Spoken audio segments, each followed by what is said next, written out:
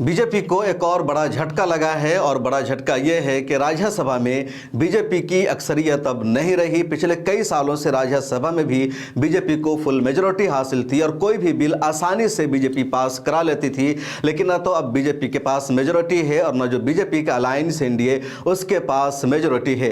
लोकसभा में भी बीजेपी के पास फुल मेजॉरिटी नहीं है। 272 में से बीजेपी के पास सिर्फ 240 सीटें हैं, लेकिन बीजेपी के जो अलायंस पार्टनर है टीडीपी, जेडीयू और दूसरी पार्टियां, उन सबको मिलाकर बीजेपी का नंबर 272 से ऊपर चला जाता है और बीजेपी लोकसभा में आसानी से अभी भी कोई कानून पास कर सकती है अपने अलायंसेस की हिमायत से।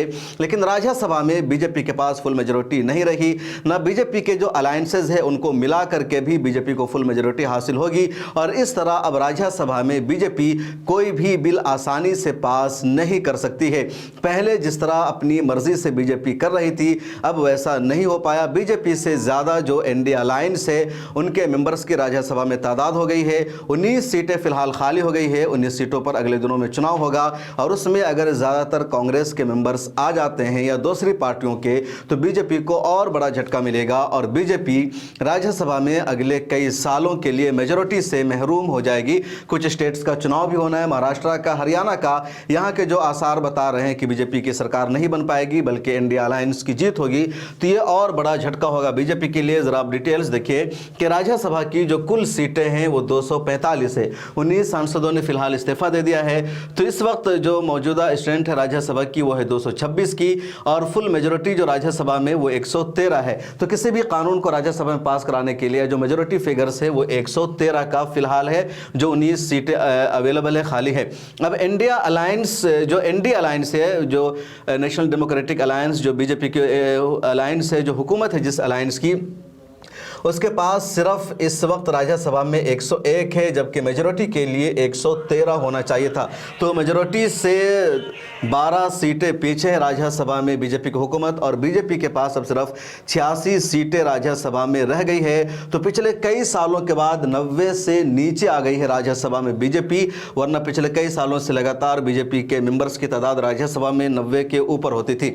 इधर इंडिया अलायंस के पास अब 87 सीटें लोकसभा में हो गई है, तो बीजेपी 86 और इंडिया अलायंस 87 है। कांग्रेस के पास राज्यसभा में 26 एमपी हैं। टीएमसी यानी जो तृणमूल कांग्रेस है, ममता बनर्जी की पार्टी, उसके 13 एमपी है। आम आदमी पार्टी के 10 एमपी, इस तरह दूसरे अलायंसेस के एमपी है। तो इंडिया अलायंस के कुल एमपीज को मिलाकर के 87। इसके अलावा दूसरे अपोजिशन है जो कभी इंडिया अलायंस का भी साथ दे सकते हैं, उधर भी साथ दे सकते हैं।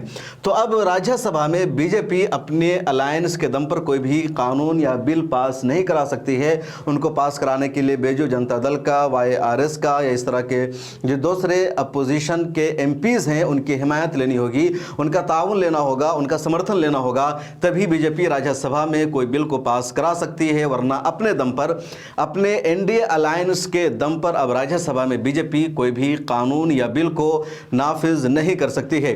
तो 2024 के लोकसभा के रिजल्ट के बाद बीजेपी को एक और बड़ा झटका लगा है। एक राज्यसभा में बीजेपी मेजॉरिटी से पीछे रह गई है, वरना अब तक 90 से ऊपर अकेले बीजेपी की सीटें होती थी राज्यसभा में और अलायंसेस को मिलाकर फुल मेजॉरिटी बीजेपी के पास हो गई थी। तो एक अच्छी खबर है डेमोक्रेसी के लिए, जमहूरियत के लिए, कि दोनों ऐवान में, दोनों सदन में बीजेपी या एनडीए के पास अब फुल मेजॉरिटी नहीं रही। लोकसभा में तो मेजॉरिटी है लेकिन राज्यसभा में मेजॉरिटी नहीं रह गई है। इस वीडियो में इतना ही। मिल्लत टाइम्स का काम अगर आपको पसंद आता है तो हमें फाइनेंशियली सपोर्ट कीजिए। अगर आप मिल्लत टाइम्स पर इश्तहार देना चाहते हैं, अपने कारोबार का फरोग चाहते हैं, तो इसके लिए भी हमसे राब्ता कर सकते हैं। डिस्क्रिप्शन में मोबाइल नंबर मौजूद है। फिर मुलाकात होगी। अपना ख्याल रखिए।